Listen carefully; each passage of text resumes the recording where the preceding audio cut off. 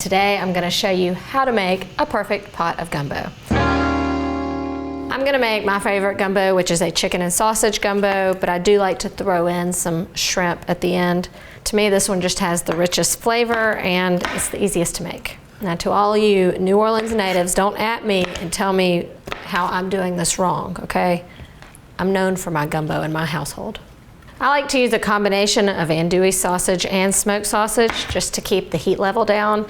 My kids love gumbo, but they don't love spicy.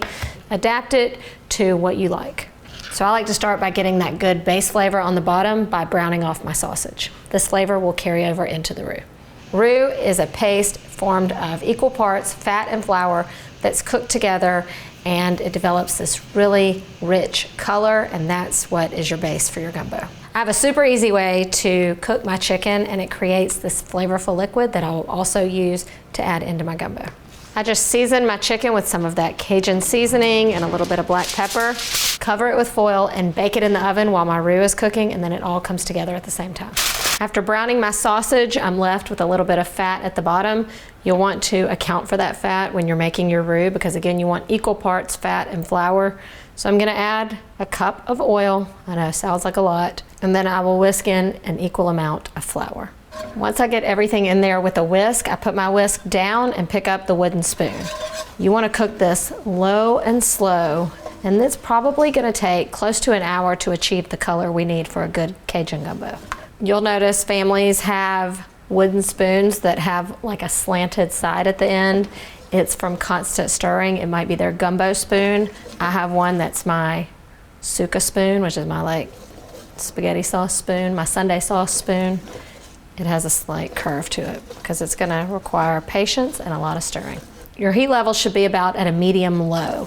That's going to let you have slow, gradual heat that will cook this fat and flour evenly. The heavy bottom pan will keep the heat distributed evenly and will keep your roux from burning.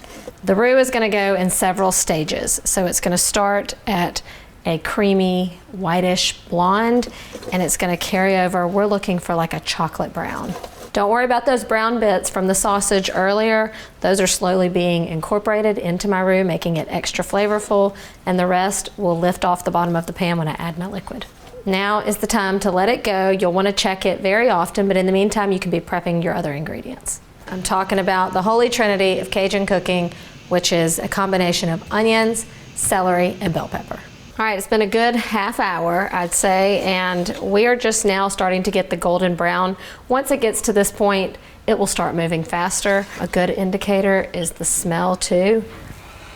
You want it to smell kind of like toasted nuts at this point.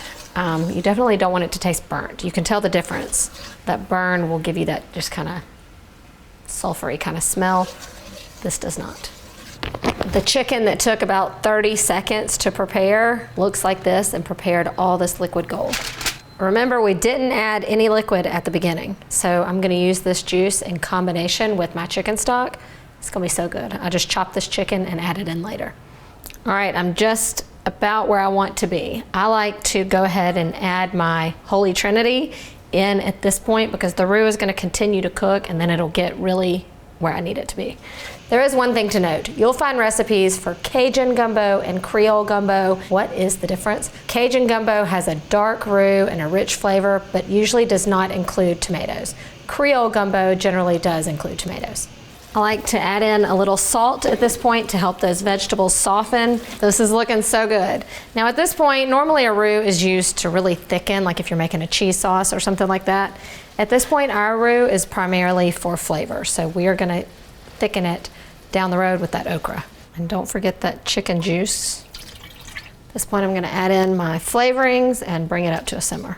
I just throw in my thyme whole and then I pick it out later. Pot's come to a simmer. Now I'm gonna add in everything back to the pot. Okra is classic and it's used as an additional thickener to the stew. I'm about to need a bigger pot. I'm going to cover this and let it simmer until the okra is tender and all of that gumminess has kind of gone away.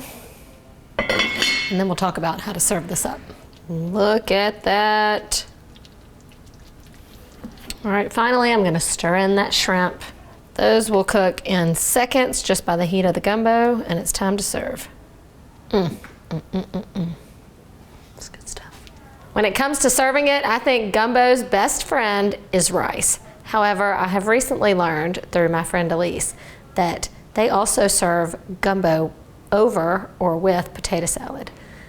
Now that sounds a little weird to me. I'm gonna try both, but first I'm gonna plate it up my way, which is with rice. Now I do not serve the gumbo over rice because then you end up just with a bowl of rice flavored with the gumbo. I like to pour the gumbo in first and then top it with a little bit of rice. Trust me on this. Because I didn't make it super spicy in the beginning, I always serve it with my favorite hot sauce.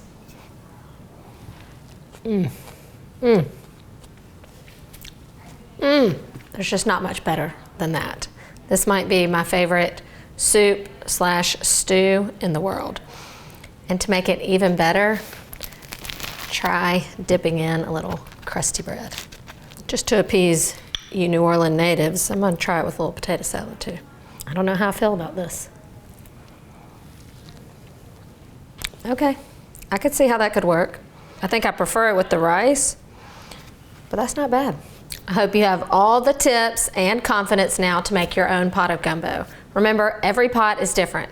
You can find the perfect recipe for gumbo right here at Allrecipes, but it might take a little practice and your own twist to get it perfect. For more videos like this, don't forget to follow us on YouTube, Instagram, and Facebook. And if you're watching on YouTube, click that bell so you're notified every time we post a new video.